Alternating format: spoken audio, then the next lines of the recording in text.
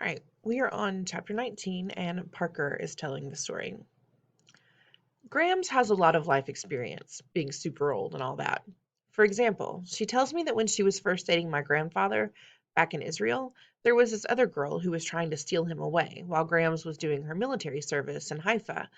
So Grams challenged this girl to an arm wrestling match, and the prize was Grandpa. I peer over at her in the passenger seat of the pickup. What if you lost? I was loading supply trucks, kiddo. I was strong as an ox. As much as I love Grams, I'm not so sure I believe the story. The last time she explained how she got rid of the girl who moved in on Grandpa, she said she backed over her Vespa with the Jeep. Grams tells the same stories because she doesn't remember telling them last time, and the time before that. Some people might find that annoying. To me, it just means that we've always got something new and interesting to talk about while I'm driving her around. I just wish she could remember my name. The reason the subject comes up, dating and boyfriends, I mean, is that there's a rumor that Miss Fountain and Jake Terranova are going out. Our class thinks this because Jake is kind of adopted as CS8. Jake, that's what he told us to call him. Even the employees at the dealership call him Mr. Terranova, but to us, he's Jake. Except Ribbit. He always uses Mr. when he talks to Jake, which is almost never. Jake may be hitting it off with Miss Fountain, but he isn't getting very far with Mr. Kermit. Here's how it usually goes down. Jake shows up in room 117 to invite us to Terranova Motors so the mechanics can show us how windshield wipers work or how a battery supplies power to the starter. He has to come in person because Mr. Kermit's phone is so old that it would probably explode if he ever received a text. Meanwhile, Miss Fountain randomly walks in from 115. Oh, what a surprise! Mr. Terranova's here. She calls him Mr. Terranova too. We're not fooled. He calls her Emma. From there, something always happens to connect our two classes. Maybe Vladimir starts squeaking because he hears Aldo's voice and won't shut up until Aldo goes over there. Or the seventh graders are just about to have circle time and we get in on that. Jake loves circle time. And whenever it's his turn to compliment someone, he always picks Miss Fountain. Mateo is confused. I thought Jake chose us because he wants to make up for the cheating scandal, not because of Miss Fountain. That's just his excuse, Barnstorm puts in wisely. Do you think it's the car? I muse. Jake rolls this really snazzy Porsche convertible that's got to be a lot of fun to drive. Of course it's not the car, Kiana retorts angrily. Miss Fountain isn't that kind of person. She wants a relationship. I don't understand how Kiana can know something like that.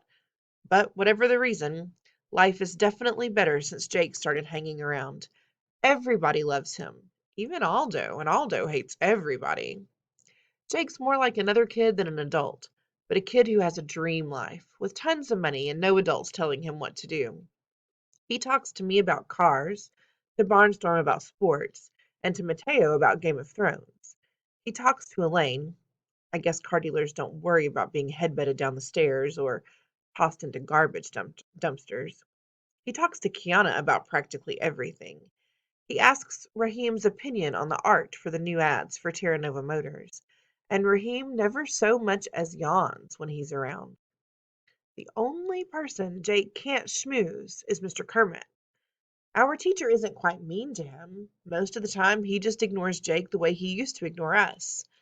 When Mr. Kermit's old car breaks down, he has it towed all the way across town, even though Jake offers to fix it for free. Ribbit would rather pay a lot of money than accept a favor from his old enemy. Whatever the reason Jake has started hanging around, the trips to Terranova Motors are amazing. At first, the service staff aren't too thrilled to see Elaine because of what happened that time with the cookie. But then the compressor for the pneumatic system conks out, and Elaine's the only one who can loosen a stripped bolt using a hand wrench. All the mechanics stop what they're doing and applaud. Kid, that was something, the service chief exclaims admiringly. If the lift system loses power, can we count on you to pick up cars on your shoulders? It's the first time I've ever seen Elaine blush. I'll bet the kid she headbutted down the stairs wouldn't think it's funny that an eighth grade girl is stronger than a shop full of adult mechanics. At first, the mechanics just talk a lot and show us stuff, but pretty soon we're doing real work. Jake guides my hand as I fit a new hose into the radiator of a Jeep Cherokee. As I set the ring to seal the connection, it just feels right. Somehow I know that hose isn't going to leak. The boss reaches in and tests my handiwork. Perfect. Not so tight that the rubber might split. Nice job, Parker. It's weird. I open a book and the letters are all jumbled together into unbreakable code. But I look at a car engine and it all makes sense. Even if the tires still say Ready Goo, that's supposed to be Goodyear. Mr. Kermit is watching me and he's almost smiling. I think I can count on a puffy tail being added to my line of the chart today. Terra Nova Motors isn't the only place we're doing real work. It's happening in room 117, too. Mr. Kermit is teaching stuff math, science, English. We have our first test of the year, social studies, and Mr. Kermit even grades it. When we get to class the next day, our papers are face down on our desks. Aldo flips his over. D? Ribbit never gave tests before, and now he's throwing D's around? Barnstorm laughs in his face. It isn't Ribbit's fault you're stupid. He examines his own paper. The word incomplete is written across the top. What? He complains. At least I got a grade, Aldo tells him. I miss the old Ribbit, Barnstorm complains. Yeah, Aldo agrees. This is way too much like education. I get an incomplete too, mostly because I finished only 7 of the 20 questions. But I blink. 7 check marks parade down the page, which means whatever I did, I aced. I still got an incomplete, but not incomplete dumb, just incomplete slow. It stinks to fail, whatever the reason, but I disagree with Aldo and Barnstorm that our class was better before.